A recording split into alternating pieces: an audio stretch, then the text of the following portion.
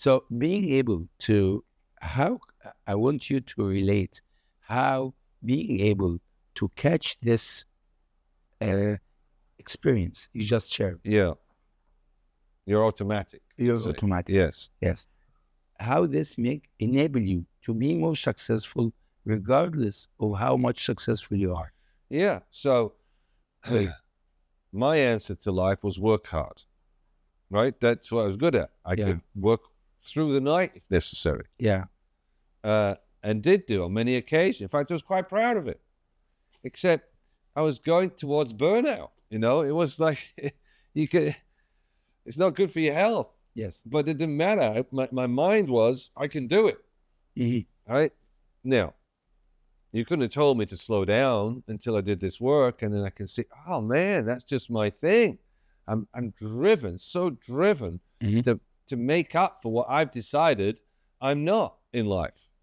And I decided I wasn't wanted, so I decided I've got to be the best. I'm the best with my brothers. So my life is about proving I'm the best. So I'm proving I'm the best, and I'm working hard. Can you imagine how much that is driving a person? So that was that driven person. But once I can see that's running the show right now, I go, whoa, okay, maybe working hard isn't what's required right now. Maybe what's required right now is to really listen to what they're trying to tell me instead of just trying to push it through what I'm trying to get done. Maybe I listen to them. Oh, actually, that's a really good idea. I never thought of that. Well, let's try that. Very different. So it's like you've got one or two gears currently, whereas there's the whole spectrum of possible ways of being and acting that are available, and having outside of that. Having this great spectrum of what I can do or act can help me transform my life regardless of how much successful I am. Yes. How? Well, so how do you measure success? For example, I'm a businessman and I have $100 million in the bank, and I'm very successful. Yes. How this will affect me? Right. So you measure success, most people do, by the amount of money you've got or the assets that you've got. Right. Now, if you've got all that and you're unhappy, how useful is that to you? It's not. Not really. Yeah. I mean, money's good. You've got options, in survival. But if it's not truly fulfilling you, then it's really like a false win. Exactly. It's okay to have the money. What if it's okay to have the money and be fulfilled? Yeah. Could you see that's an elevation in the whole experience of living? Exactly. So that's what we're talking about. It's not like one over the other. It enhances that. Exactly. Makes that great. Maybe now, instead of holding on to it because you're scared of losing it, maybe you could make even more, and maybe you could even give it away and fund some hospitals or whatever really fills your heart. Brilliant. And I want you to add a little bit more on how this can help me be more successful with money. With money, for example. In this example, I'm $100 million worth millionaire. Yes. So I'm very successful. I need I'm a leader already. So you're 100 million, right? And you've worked hard for that. Yeah. And maybe you're 100 million because you were brought up poor, money's hard to come by. You've got all these conversations about money. You don't realize our conversation for you, that's the way it is. But again, that's not fitra. There is an abundance of money. There's billions and billions, trillions and quadrillions of money in the world, right? But you live like, I've got to get this, and you get that money, but you're not free with it. So, and in life and in fitra, if things flow, energy flows, water flows, blood flows, right? Now, the moment you hold on to it or block it or stop it, guess what happens? Stop. Yeah, the blood coagulates. Exactly. Right? The river. Life stops. What's that word? Stagnant. Yes. So with money, you hold on to it, it just kind of stuck. And you can't enjoy it. It's not free. But if you can go out and it can come back in, that's fitra. Exactly. So how does that now correlate to making more money? Well, what if making money wasn't a kind of survival? What if it was a game? How much money can we make?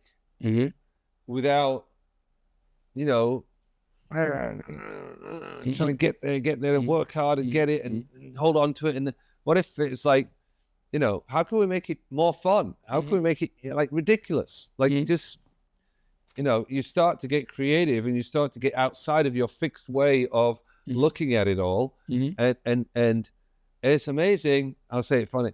It's amazing how intelligent I became once I had my transformation. Once I got Exactly. like, oh wow, I can see things, hear things, have ideas and creativity that just wasn't coming to me before.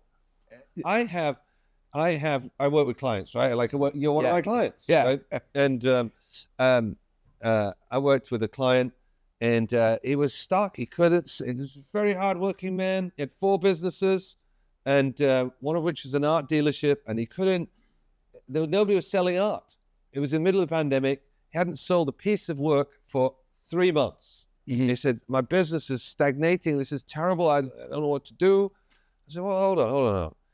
He was specialized in his father's art. His art was his father's art." Said, okay, well, how many paintings are there and sculptures? He goes, well, we've got the catalog. We know all the collections. We know where everything is. So how many paintings are there? He said, well, we've got 2,500 in the catalog. And he said, we've got 2,500 in the catalog. He still wasn't answering my question. He said, no, how many paintings did he do? Well, probably about 5,000. We don't know. What do you mean? Where's the other 2,500? Because well, in his 30s and 40s, he was in Venezuela, and you know, he'd sell his paintings as he went. He didn't keep a record of who he sold them to. I said, so wait. You're telling me there's thousands, hundreds, if not thousands of his art just undocumented and out there in the world? He goes, yeah. I said, I'm going to Venezuela. I'm going to find some of these things. I mean, they're worth $1 million each. And he says, no, don't go to Venezuela. It's very dangerous. Don't go. You'll get kidnapped between the airport and your hotel. You'll get kidnapped. Don't go. Okay. I said, okay.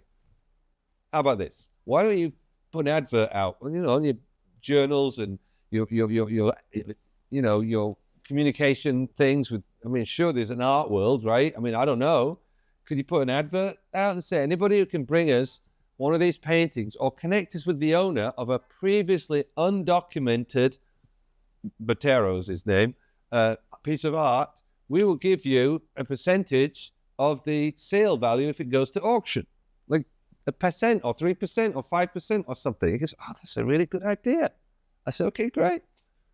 He came back. He said, and this was in 6 weeks. Do you know how much money he made? He told me, I nearly fell off my chair. He made $17 million. Wow. You see, he couldn't see that inside the way he was driven and trying to figure it out, because he was in his bubble. See? So 2 things, right? So one is, once you get outside of your own bubble, you become open to these things. But then having a coach who can be even further outside your bubble and is trained in this sort of thing, could like, who's being creative, can have you see ideas that you never thought of. That all of a sudden, this guy's a billionaire, by the way, now. When he started working with me, he was worth about 30 million. Wow. 1.5 billionaire. To be more precise. So basically, what I got out of what you just shared with us, it's beautiful, that being a leader, I know a fitra leader, actually, you are so creative, so generative of new life, new ideas in making every aspect of my life works. Yeah, well, get creative in your relationship. Get creative with your health. You know, get creative with your family. Get creative in your business. Get creative in, you know, your community. Get creative in your religion. You know? So everything works better, and it's opening new and great dimensions in my life I've never had before. Well, you see things newly outside of the bubble that you know, you're in a bubble. Whether you realize it or not, you see things a certain way, and it's like that. But once you get out of it, there is no limit. Okay. Thanks so much. You're welcome. Thank you so much. I enjoyed our conversation, and I'm looking forward for more interviews. Great. Thank you for the questions. I look forward to what questions you're asking next. Thank you so much. All right. Thank you.